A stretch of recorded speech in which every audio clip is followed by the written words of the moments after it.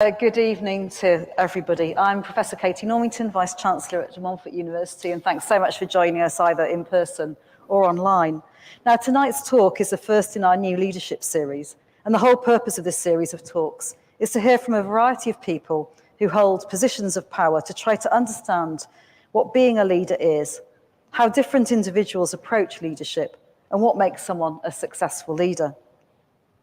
One of the things that we're proud of at DMU is that we've been chosen by the United Nations as a global hub for one of the Sustainable Development Goals.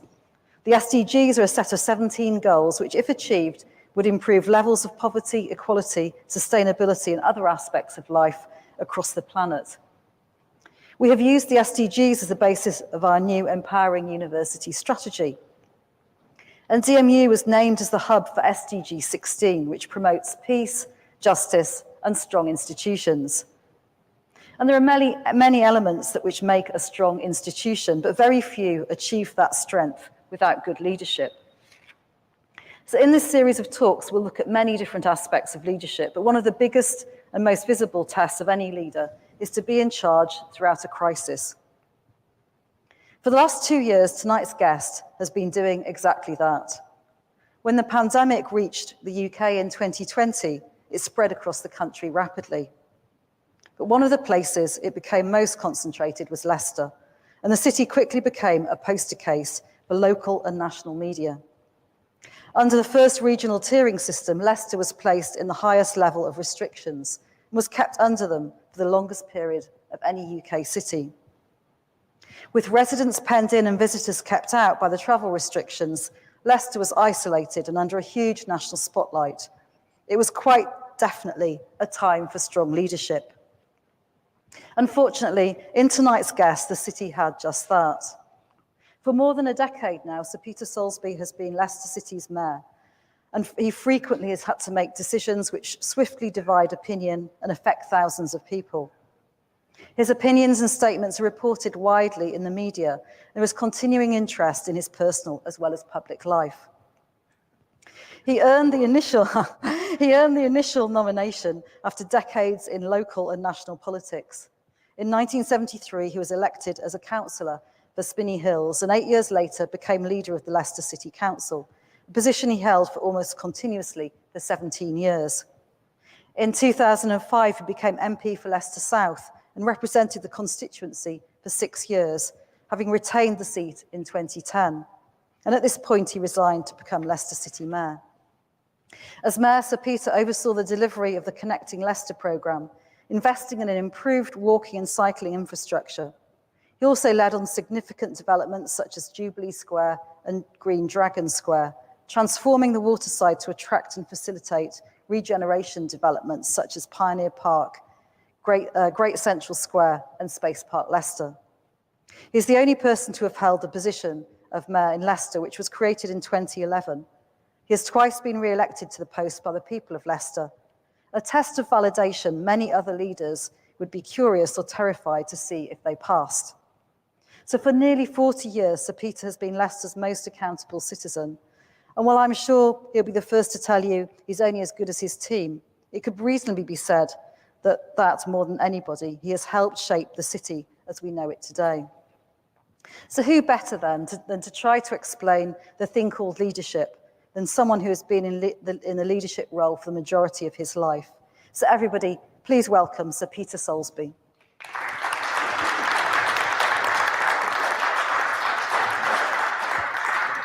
Thanks so much. Now, what the format this is going to take is that I'm going to be asking questions of you, Sir Peter, for about 30 minutes, and then we'll throw it open to the floor for questions for the next 30 minutes. And I want to start off really just thinking about you as a leader and the qualities that you have before we move on specifically to think about leadership in crisis. So I'm particularly interested to know, first of all, about your background and kind of what drives you to be a leader. Now, I know that actually you come from Bishop Auckland.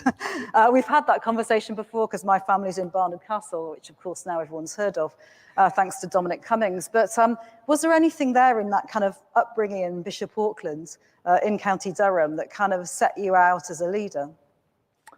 Katie, before I answer your question, I will. I have to say, your introductions somewhat embarrassed me. I mean, seriously. I don't, honestly, I just don't think a lot about what it is to be a leader, and I don't set myself up as any sort of particular expert at doing it. I suppose I must do it sometimes, but it is rather embarrassing to feel that I might have some insights into it that others who observe me and others doing the sort of jobs we do might not be able to do perhaps better than we can. I live it, and I'm not necessarily the best, the most objective observer of it. So I'm just giving you a bit of an apology in advance. I might not live up to your billing, but I'll expect. You're right, Katie. I was born in Bishop Auckland. My dad was a head teacher there, and he moved on down to London when I was about 10 or 11. But we've kept a lot of links with the North East. And you're right, Barnard Castle is about 10 miles away from where I was born, where I was brought up. Just looking back, and I was asked about this the other day. I certainly do feel that many of the things that have motivated me since and that have helped make me passionate about the sort of things I'm passionate about are part of my upbringing, and particularly from my parents, who my mum particularly was very strong in the Methodist Church, and she had a fairly powerful role in shaping my thinking, and particularly the role that she played as a woman in leadership within that church is something that perhaps say in subsequent years shaped my own views. I certainly myself first, I think, perhaps had some experience of leadership, as you talk about that, while still at school. And I was very fortunate out of school that was wanted to promote in us a feeling of responsibility to the community and a willingness to actually take on a role in doing something about things that mattered. And I was very heavily influenced by my teachers.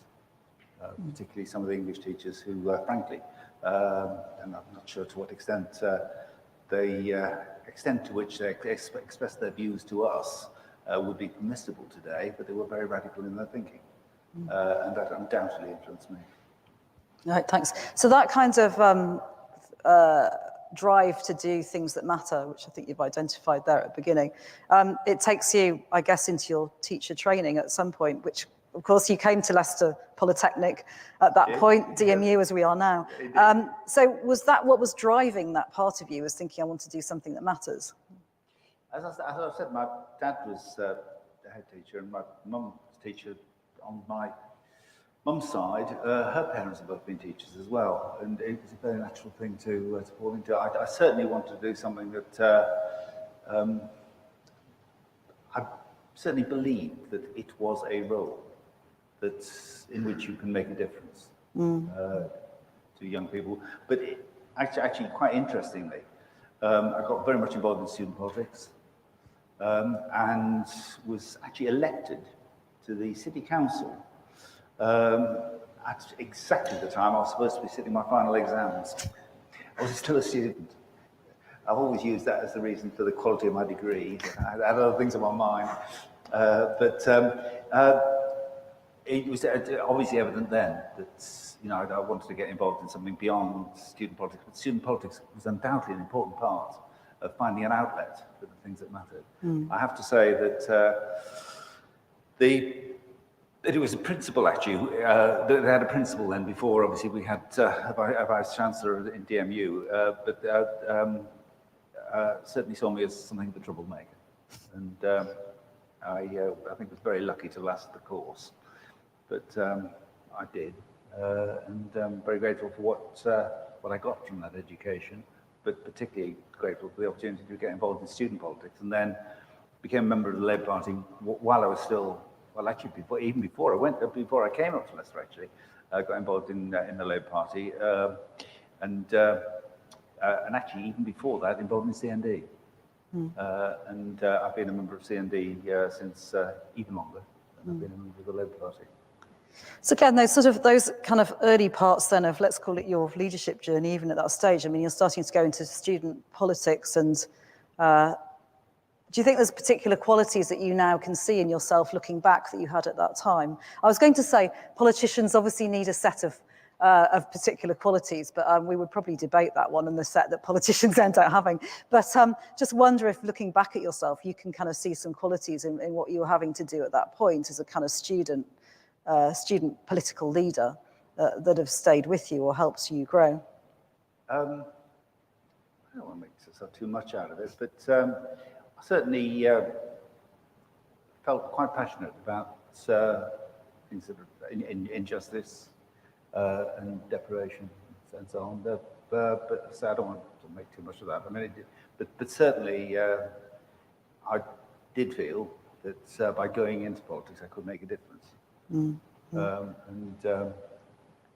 Yeah, I mean, others will judge to what extent I've been successful in that, but certainly there was. But I'd say what you have got to admit, any politician who tells you different is not telling you the whole truth. You've got to admit that while you might want to make a difference for other people, there is also considerable personal satisfaction in being part of doing it and seeing it having happened. There's always you've always got mixed motives, and it's foolish to pretend as a politician that there isn't a personal element to your motivation. It is satisfying. I was talking about coming into this room, right? We brought this room back into use, and it gives me personal satisfaction to come into this room and to think, yeah, we got the link through into this room, made it part of Leicester College. So yeah, there is personal satisfaction as well as I hope sort of less selfish satisfaction in doing something that's worthwhile for other people as well. Yeah, great, thanks. In fact, you were telling me the story earlier about opening up the entrances to this room, and you pretty much had to roll your sleeves up and work with the builders to demonstrate that you could get the entrance there. I had to persuade them that the floor levels would work for that ramp out there. The experts told me it couldn't be done. But that I think you all walked up it as you came in, and it has been done. So that's a very roll your sleeves up type of leadership then. Is that something that you have been doing throughout your leadership journey? You want to get stuck in there? Is that one of your styles? As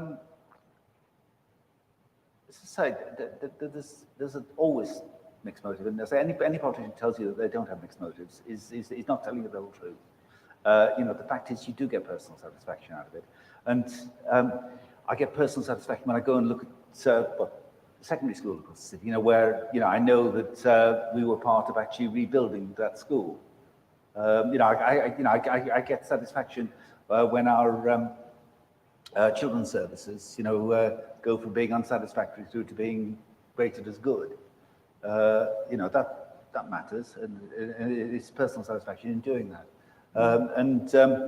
I think certainly I get personal satisfaction when I walk around the city and think, particularly in the city centre, that we have managed to transform it over the last few years.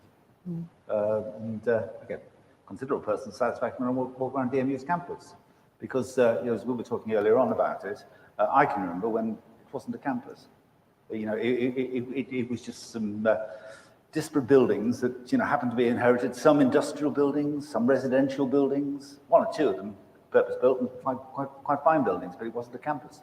And to have been a part 25 years ago or more now, with a lot of input from DMU in beginning to help the process of building, is the Queen Elizabeth building, you call it? Yeah. That was a City Challenge project, that we helped fund. And it was just right at the beginning of the process of getting the campus together. I had considerable satisfaction walking around DMU's university, not because I brought about the transformation, but I helped to literally prepare some of the ground for it. And yeah, that's...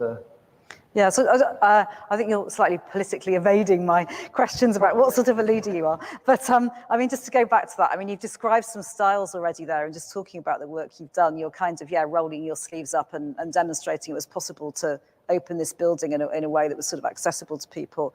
The kind of way that you spotted a City Challenge opportunity. So So, has your style been partly about seeing the opportunities where perhaps others haven't? And then how have you kind of brought that to bear? Again, it's a sort of thing where, it's a bit difficult to answer it yourself, because others can better answer it of me than I can myself. I like to think that people would judge my style as being fairly collaborative, and that actually one of the keys of managing to stay at the top of the greasy pole for a very long time has been that I've brought people along with me, and or at least enough of the right people at the right time. But there'll be plenty of people out there, I know, and some may be here, some may be listening, who will take a different view. And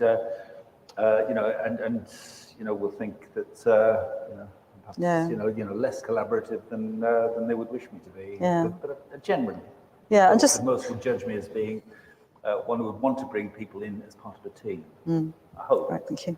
That will be the consensus. Yeah, it's just before we get on to COVID, but I think you've struck an interesting point there, which is, as a leader, you can't always be popular. You sometimes have to deal with bad news, with budget cuts, make unpopular decisions, or decisions that some people may like and others might not.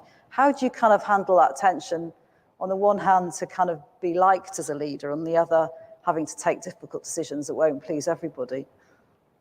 You do, over the years, develop an ability to recognise that you won't be able to please everybody.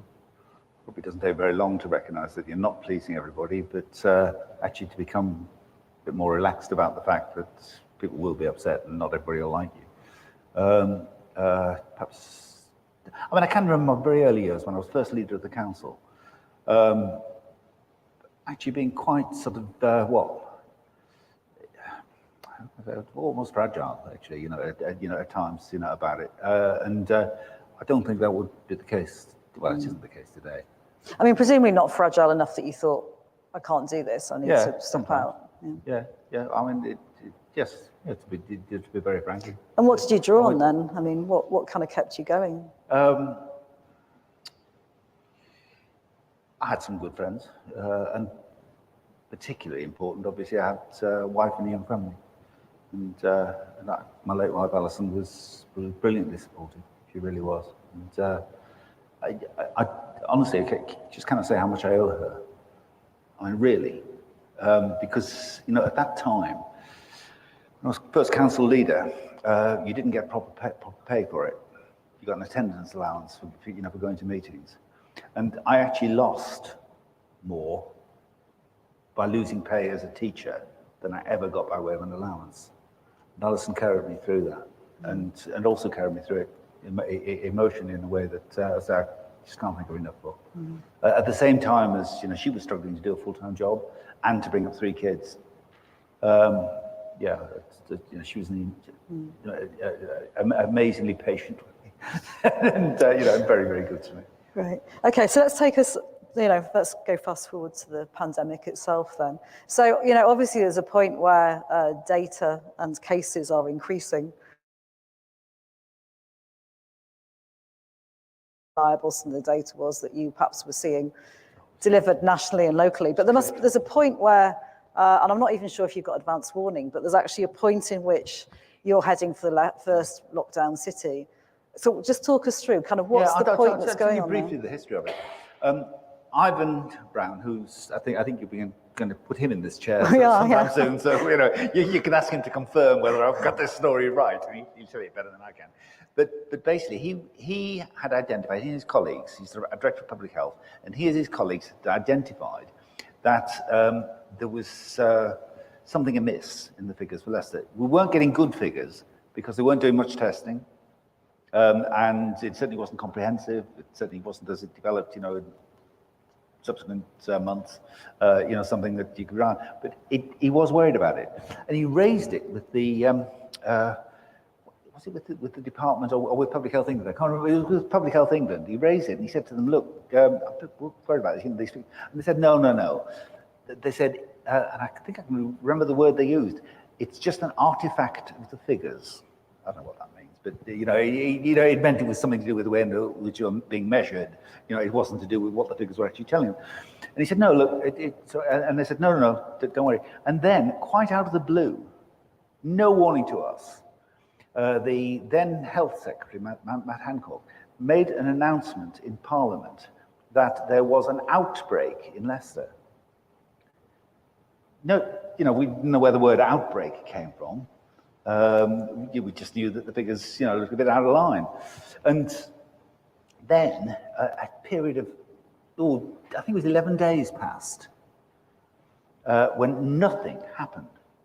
It said there was an outbreak in Parliament, nothing happened, nothing came. We asked them loads of questions, and they said, well, look, that's what the Secretary of State said, but that was the only reference that they would give us.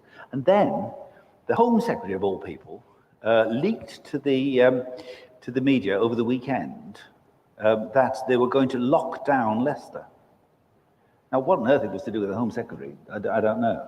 But anyway, and then the following Tuesday, it was announced in Parliament, I think it must have been Matt Hancock again who announced it, that they were indeed going to lock down Leicester on the same day that they were releasing the national, or they were relaxing the national rules.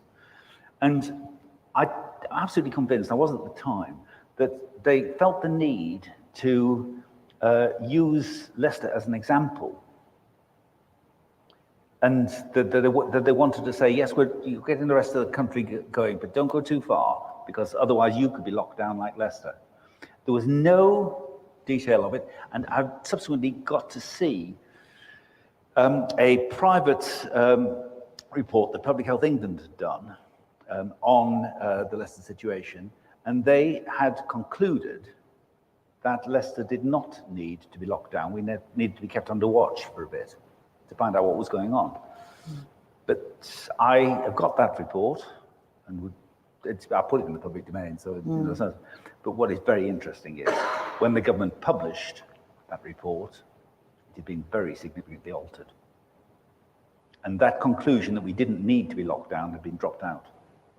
And I was very angry indeed, because I felt we, first of all, hadn't been properly listened to and talked to when we'd been raising the issue, and then had been used by the government for reasons. And what's astonishing now, looking back on it, of course, is that the levels of COVID at that time in Leicester were a fraction of what they subsequently became in other parts of the county. And now, of course, our figures are way below the national average, and lower than most of the rest of the county. I could go on a considerable length about this. You probably get that. Let's go to that moment then, where the lockdown has been announced in Leicester, and what were your immediate priorities and kind of thoughts? The national media, and indeed media from other parts of Europe, and I think we even had some from South America, descended on Leicester. And I remember having to do a news briefing in City Hall that had, I think, 8 camera crews on. And then, while one of the camera crews was still running, I had a phone call, and I took it, unlike I've done today. I hadn't switched the thing off, I took it. And somebody said, this is the Downing Street switchboard. The Prime Minister wants to speak to you. And I thought, come on, you're winding me up. And it genuinely was. And I don't know, he obviously just wanted to get in, on the act, I suppose. And he sort of said, I can't actually remember what it was, but I did say to him, what we need is the data. What we need to know is what's happening in the communities of Leicester. What the figures are overall for Leicester, but particularly what we need from you is what they couldn't provide, which was the, not necessarily the actual addresses, because, don't want personal details, but the postcodes. Where is this in the city? And he said, oh yes, of course, they never did. It was months and months and months of struggling before we could get the data that our public health people needed to get an understanding of where it was, both geographically in the city and in the very diverse communities of the city. And all of that time, the Home Secretary and the Member of Parliament from North West Leicestershire were putting around this story that somehow it was to do with sweatshops in Leicester. Absolute and utter rubbish. I mean, it really was. They had no evidence of it. And particularly, of course, the responsibility for for actually dealing with the fact that there are some premises in Leicester where things are done that actually lies with the Home Office. But the Home Secretary was pointing the finger at Leicester, saying, because you haven't dealt with these sweatshops in Leicester, and that's where it's all spreading. And of course it wasn't. Because when you actually did get the statistics, the communities that were most heavily transmitting the virus were not the ones where it's likely that those workers came from.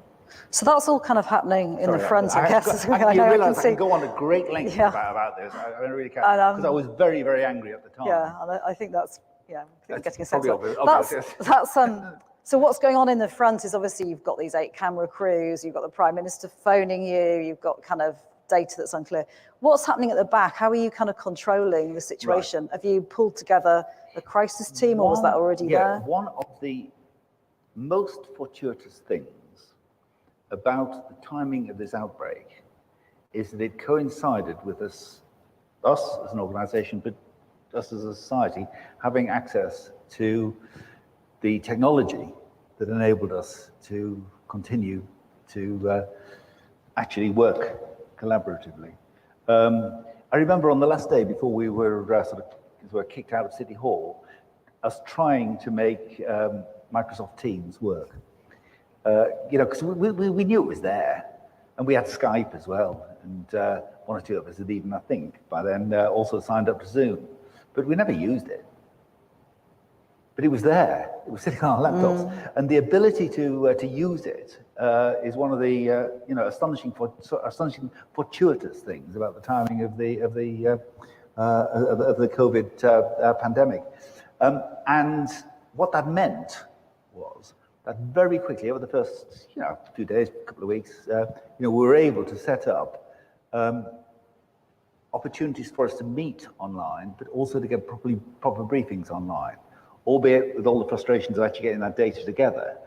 And what we have certainly in Leicester developed is, and actually in those early days, I think we're meeting every day, the whole of the senior management team and my executive team of politicians, we're meeting almost every day. We scaled that back to twice a week and then just to once a week.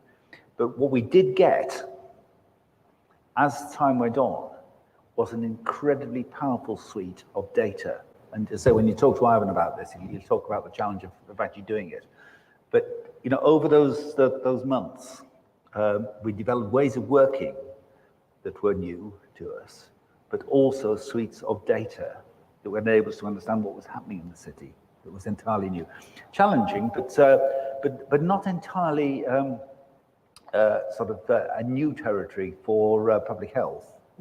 And again, if we talk about things that are fortuitous, the fact that public health is now a council responsibility, having been with the NHS, is again being an important part of how we in Leicester, and I think probably other councils, upper tier councils such as Leicester, have been able to respond. Having public health as part of our team has been very, very important indeed. And so when you talk to Ivan, I think you might want to reflect on just how he feels about that, because I'm sure he and his team have felt that they have been empowered by being able to talk directly with, in our case, the mayor. Sure. And at that time, you're obviously having these meetings daily at that point. What's driving your priorities? I mean, how do you decide which of all the things that need sorting out you're going to focus on? I mean, the overwhelming need was to understand, as best we could, to understand what was happening, where it was happening, and then from that, to understand how we could intervene or shape other people's intervention in a way that would help mitigate the obvious challenges that the city had. I have to say, in those periods, we're talking about 18 months or more ago now, when we had that lockdown, during that summer, because we were locked down right at the beginning of July, I think it was almost the first day in July. During that summer, I was pretty worried about Leicester. And not, obviously I was worried about the people who were either had COVID or at risk of getting it. But I was I was equally worried. I was perhaps in a different way about the impact it was going to have on Leicester, the impact it would have on our reputation as a city, particularly while, the Home Secretary was pointing to us all and scapegoating people who worked in sweatshops and saying it was our fault for not having sorted out those sweatshops. But more generally, I was concerned about what it might mean for the reputation of the city. What would people think about the place? Now, incredibly, it seems a distant memory now.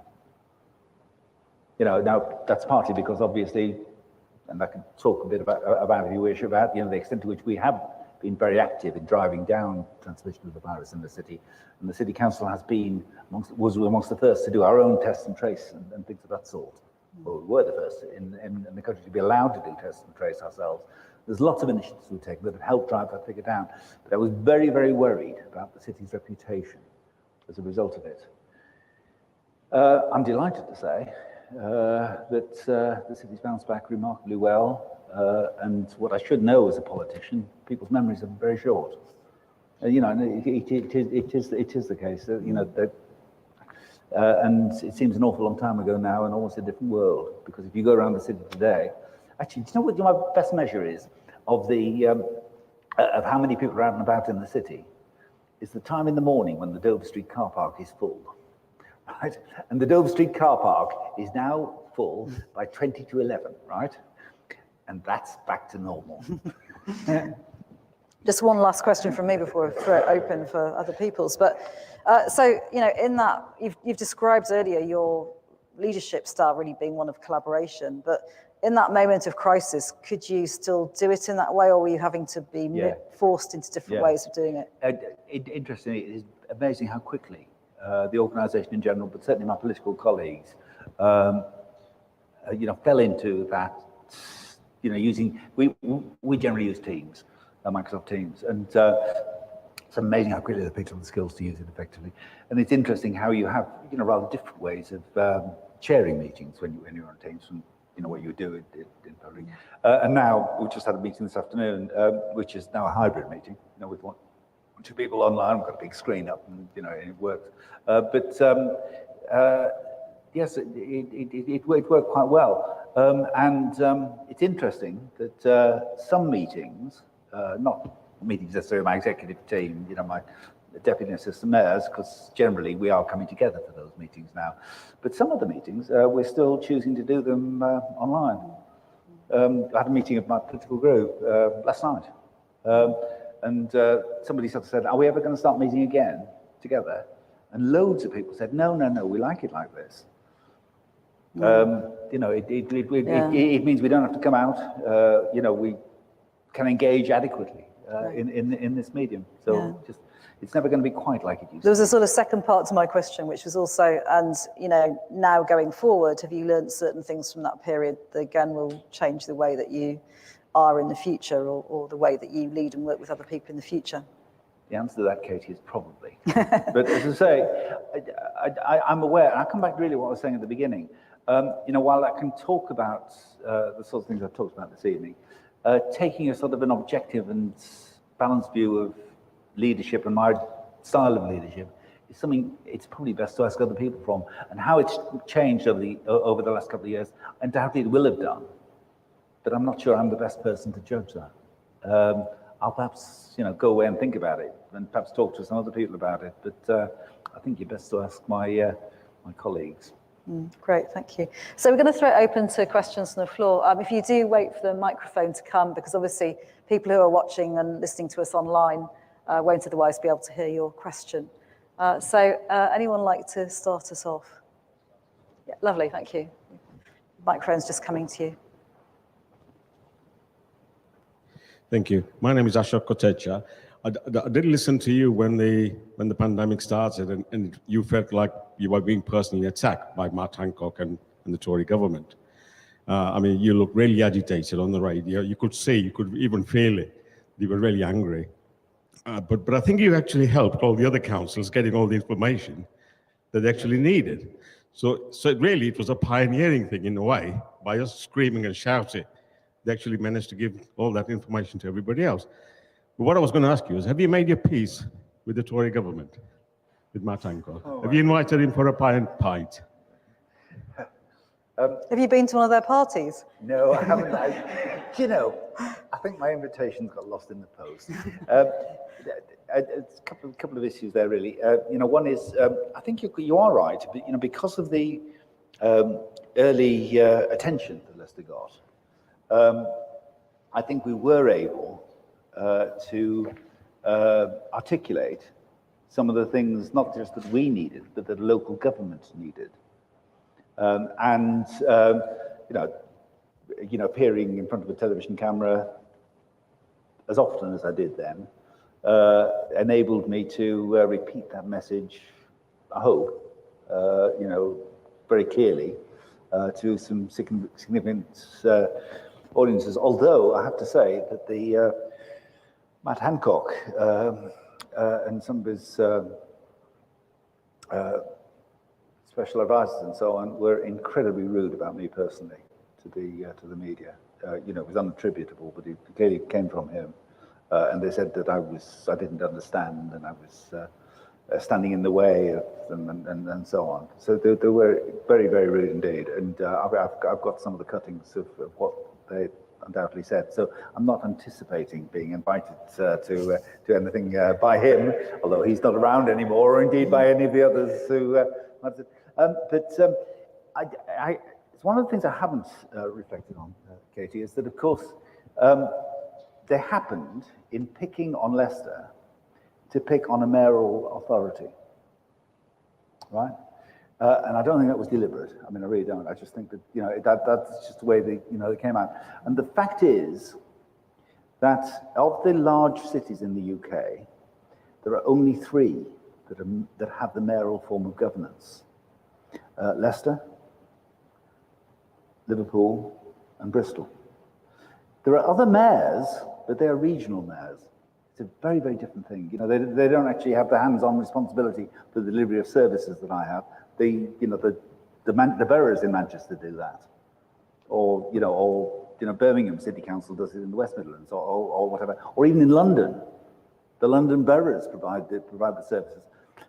With amongst a very small number of authorities where the governance is effectively focused on one person. And that was, I think, an enormous benefit to us in articulating the needs of the city, because a mayor has not so much the de jure, the powers that come with what you're able to do directly, but they have the de facto powers that come from having an elected mandate. And a mayor can, and it's expected actually, to speak on behalf of more than just the council, on behalf of the city. And that is one of the, is an enormous benefit to me, to have the ability to present myself as speaking on behalf of the city. Now, of course, you never speak on behalf of the whole city. Of course you don't. But the mayoral system of governance, which is very unusual in UK towns and cities, although it is commonplace in much of the rest of the democratic world, has been an enormous benefit to us. And as I say, I mean, it's been a benefit to us in many respects. I could go on at very considerable length, sure. Particularly in the context of leadership, and explain why I believe that the mayoral system of governance is able to provide leadership in a way that the council leader is never that, because they're a leader of a council, whereas a mayor, is perceived as being the leader of the community that elected him or her.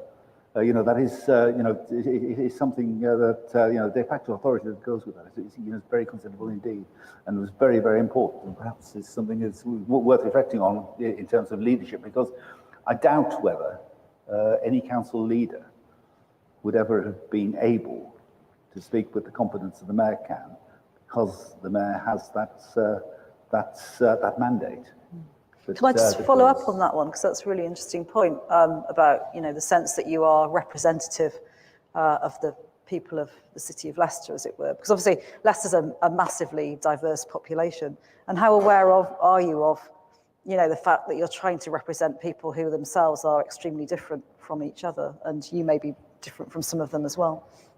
What you can't pretend is that when you speak, as it were, on behalf of the city, you're speaking on behalf of every individual within the city, because of course you're not. A lot of them didn't vote for you, a lot of them disagree with you. But what you can do is, I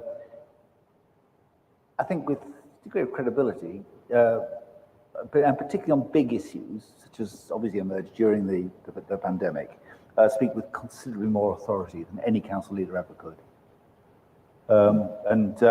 It does sadden and surprise me that other cities in the UK have, even after having had referendums on the subject, have not chosen to have the mayoral system of governance. Because frankly, with the mayoral system of governance, there is much greater accountability for the person who's leading the city than there ever could be for a council leader. They're only accountable to the councillors who elected them in private after a meeting, after an election, and their accountability to those people is, well, from one annual general meeting of the controlling group to the next. It's very, very different. Whereas I have accountability, of course, to my political party. Now, they're the ones who selected me, but much more importantly, I have accountability to the people who elected me, and that is so dramatically different. And of course, I often say when asked about, well, what does the mayor do? Well, actually, one of the things the mayor does is take the blame. And people know who to blame as the mayor. I hope I sometimes get a bit of praise for some of the things I've done as well. But actually, it's important that people know who to blame. And they do with them. Yeah. Great. Any other questions from people? I think there's one over there first of all, and then one down here. Thank you. Alistair Jones, you've actually answered one of the questions I was going to ask you. Thank you, Alistair. Yes, I recognise you now. You recognise me. Basically, I was going to ask you about the elected mayor as opposed to the city mayor, but a question from what you've just said about being accountable. Would it be better, and therefore more visible, if mayoral elections were held every 4 years, but council elections held intervening 2 years, rather than holding them all at the same time, so that you as an individual can be visibly held to account, which you are anyway, more so, and the councillors can actually be visibly held to account for what they do, second to you, but it may be that you, when you have success, you carry everybody with you, and when you don't, then that may not be the case as well. Sometimes the individual councillors are actually forgotten about because people think they will vote Peter Soulsby as mayor, but also they will vote for councillors. Thank you very much. Alistair, it's a very interesting question, and it's quite a timely one, because I very recently was looking back at the election results for the last mayoral and council elections, which were indeed, as you say, held on the same day. And it is very interesting that the vote for mayor is not exactly the same as the vote for councillors in the same ward, because we were able to break them down by how people voted in particular wards. And what you can actually see is that in most of the wards of the city, as in the election for mayor, I'm not going to be too modest about this, I'm not going to be at all modest about it, I will say, as mayor, I got more than the ward councillors, than the councillors got. Now, that's partly because of a higher profile. There's a greater name recognition that goes with being a mayor, but it's also, I think, because people actually do perhaps make some distinction between a person that they approve of as mayor, and in some cases, higher votes for a person they approve of as councillor. Because some councillors did get higher votes in their wards than I got as mayor in their ward. But so there is a distinction. But I do think there is an interesting argument as to whether you should, separate them out, by 2 years, so that they don't coincide and there is a distinct difference. On the other hand, I think having them all together probably helps with turnout. I don't know. There's also a debate, to have perhaps another time, is whether in a mayoral authority there's an argument for some degree of proportional representation as well, which I think I anticipate. I see you nodding at, yes. Great, thank you. And I think we had another question down front here. Thank you. Thank you very much, Chandila. There is a move, obviously, from government within levelling up to look at greater number of mayors and county deals, etc. I have two questions, essentially, in one, Sir Peter. One, in relation to sort of cognitive diversity, the type of mayor. Is it the case that someone has to have that pedigree in politics and gone through the ranks to be suitable to be a mayor, number one? And number two, having spent the best part of 5 years of my life in the US and been used to that US mayoral system, both in Florida and New York, there is definitely a higher degree of accountability. And at the same time, in the context of a pandemic, you have a greater degree of freedom, if you could call it, or capacity to exercise your powers to do things on the ground. So matching those two together, my question is the mayor of the future for a city like Leicester somebody who has a balance between the public and private sector, or is it the case that more about empowering the office of mayor? Right. I think the first thing to say is that although we have seen an increasing number of mayors, or people with the title mayor in the UK, they have been, as it were, superimposed on the existing structures. There have been metro mayors, regional mayors, what have you. And that is, of course, what you've got with Andy Burnham in Greater Manchester. That's what you've got with Andy Street in the West Midlands. And in both of those, I can see the argument for it because, of course, they are metropolitan areas, and very unlike the situation that we're in. It's very difficult to know when you cross the boundary from one Greater Manchester borough into the next. You can't tell, and it's to some extent similar with the London mayor. So there are mayors and mayors, is what I'm saying. What I am, and I think that in a place where it is appropriate to have a regional and metro mayor does make sense, but it is not the same as the job that I do. And it is not appropriate for a city such as Leicester, which isn't part of a larger metropolitan area. I certainly think it would just be a strange imposition in Leicester, because, as I say, why would you have a mayor in Leicester and then a mayor over Leicestershire? Leicester and Leicestershire doesn't make any sense at all. Now, sorry, I've lost the second part of your question. Oh yes. Well, I mean, you'll know from the US situation. If you look around, and I've been to the US Congress of Mayors, I think it is, but I've met with them and talked with them, about how the system works in the US and the sorts of jobs that they do, and and where they're drawn from, and they are a very diverse bunch. I mean, they really are. That's partly obviously because perhaps different parties draw from different demographics, but it's also just because different communities throw up different people, and I think that's right. I think it is right, and I think the next mayor in Leicester will be very different in background from me. One of the things, though, that I do think about the mayoral system is that, and it was interesting at the time when other cities and towns were having referenda about whether to have a mayor, was that it was attracting national politicians. And the traditional the traditional route in politics, if you wanted to become an MP, was to become a councillor, council leader,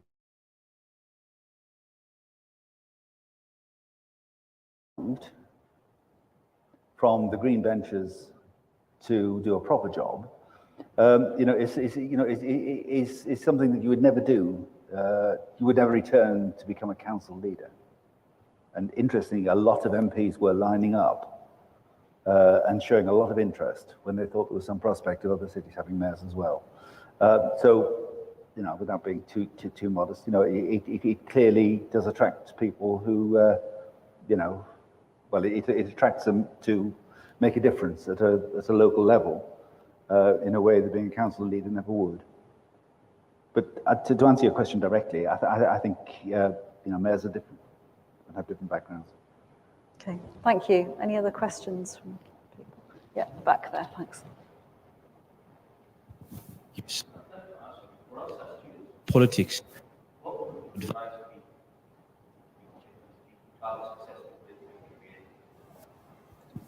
As a student, I can only tell you about my own experience, which was to join or become active in a group that's, in my case, a single issue group, which is CND, to join a political party, whichever one happens to be the one of your choice, to become involved to a greater or lesser extent in student politics, because it's a very good training ground.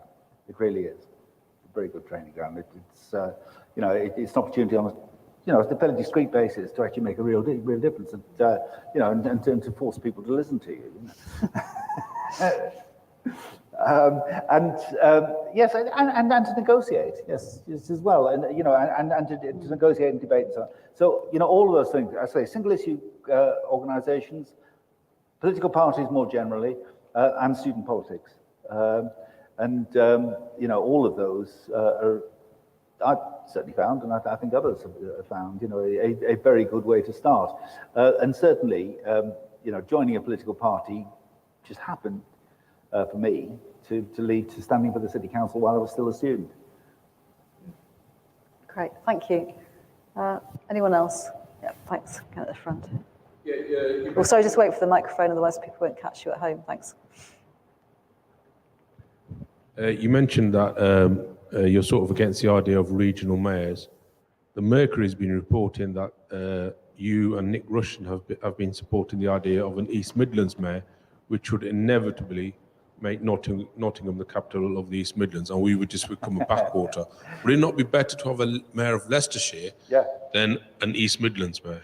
You've made my argument perfectly. I agree with you entirely. What we have in the East Midlands is something very different from the Birmingham conurbation and the area that's made part of the West Midlands. And indeed, it's interesting, in the West Midlands, the area that has the Metro Mayor is less than half of the population of the West Midlands, within the area where it is, and I think less than a quarter of the geographic area of the West Midlands. And what makes sense for the Birmingham conurbation, basically, does not make sense for Leicester. And for that reason, leaving aside, whether we want to be, governed from Nottingham or not, it just doesn't make sense for us. In the same ways, it doesn't make sense for most of the West Midlands. For exactly the same reasons, they're not part of the Birmingham conurbation, and it doesn't make sense for us or for them. What I do believe is the case, is that the city's boundaries are very tightly drawn. They were last amended in the 1920s, I think, or last significantly amended in the 1920s. And of course, since then, the city has grown out through those boundaries. Just take the obvious example, going out towards Oadby. Actually, you cross the city boundary before you get to the racecourse. Now it happens on the other side, on the west of the city, the northwest of the city. You go across the A46 before you cross, the A46 Western Bypass. The city boundary extends beyond the A46 on that side, and that's just a geographical accident. It's got nothing to do with the geographical entity that is the city. So to come to the point, the city and the county must, of necessity, work closely together. We just must. We need to work with Oadby and Wigston, as we must work with Anstey and the area out there, or County Hall in Glenfield. Now that's really part of the city, isn't it? You know, because you can't see any boundary when you go out to County Hall. You're still within the urban area. We need to work with them. And that does mean that, notwithstanding obvious difference of party politics between me and Nick, and there's lots of things we disagree on, but we do entirely agree on the need to recognise the interdependence of the city and the county. So having arrangements that enable us to work formally or informally, in a still more coordinated way, I'm very much up for. And I've had lots of very constructive discussions with Nick, about how we can strengthen that arrangement. And obviously, there's it's not quite what the government is at the moment sort of offering by way of devolution, but who knows? I think it may be that we can have some model that works between us, but not between us and Nottingham. Why would we want to have something with Nottingham? We're nearer to Coventry. It just doesn't make any sense at all. Okay, thank you.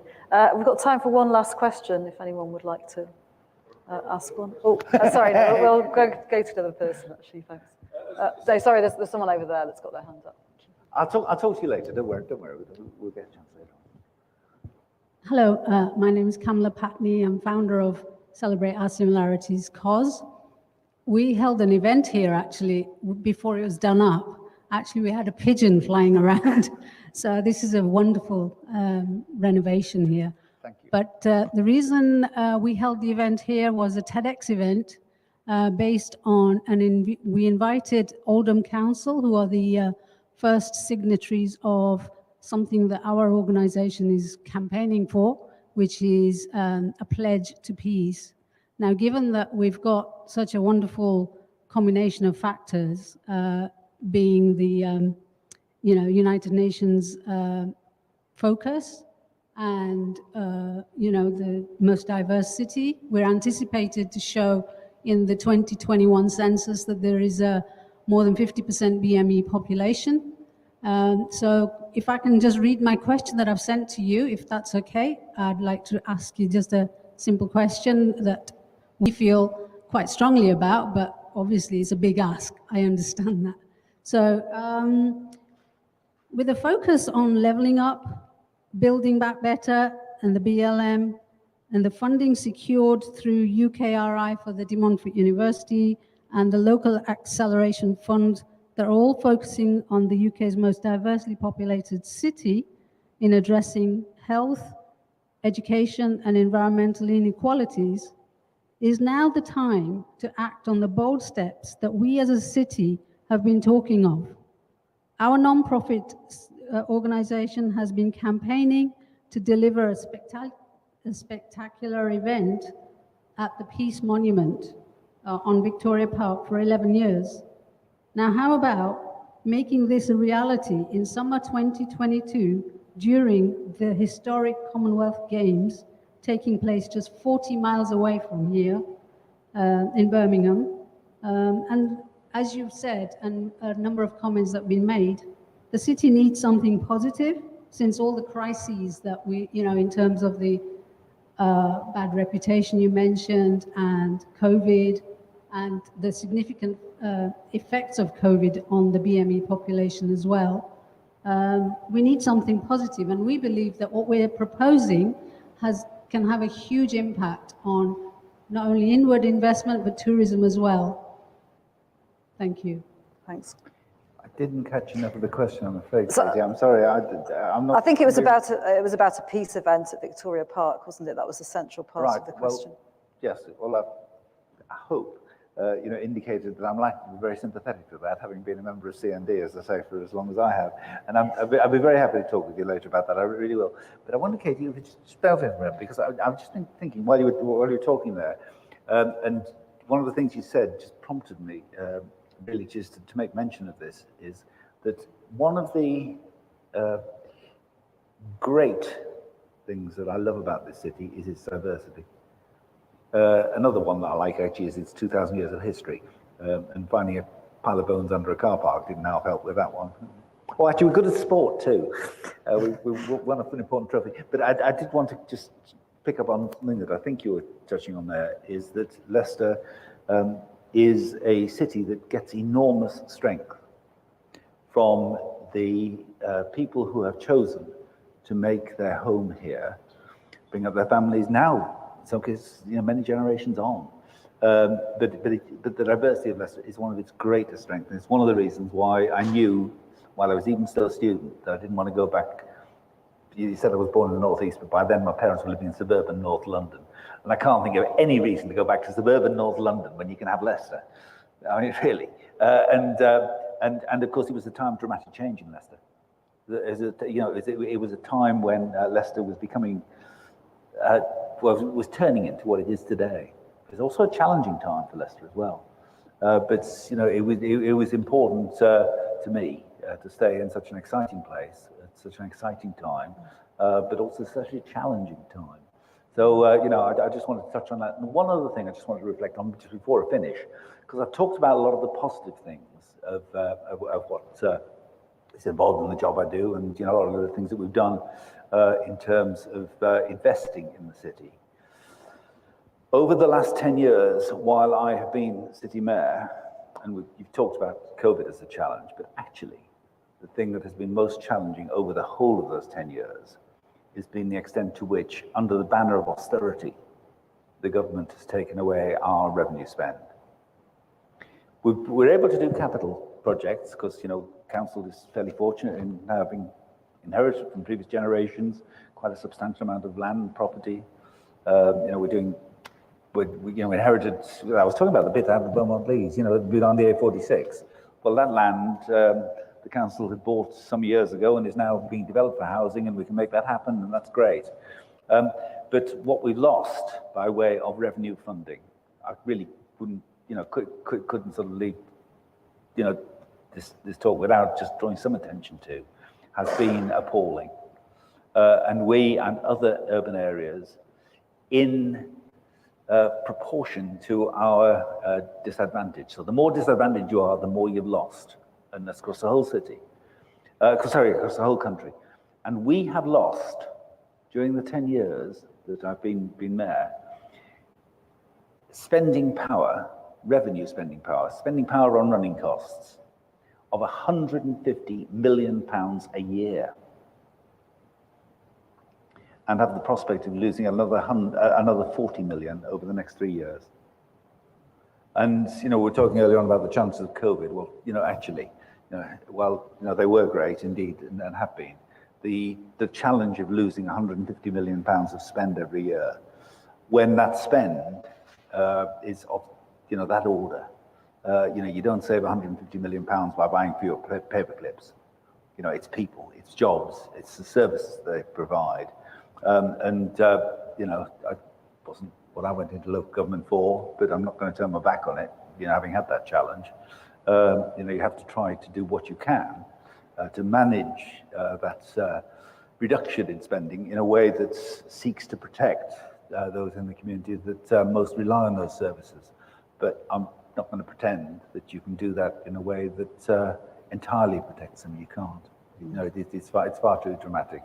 Obviously, I look forward to the day when austerity really is ending, and when we are able to get back to seeking to provide the level of services. And what's perhaps just worth one final reflection on this, that loss of 150 million pounds of spending power has come at the same time as our need to spend money on social care has dramatically increased.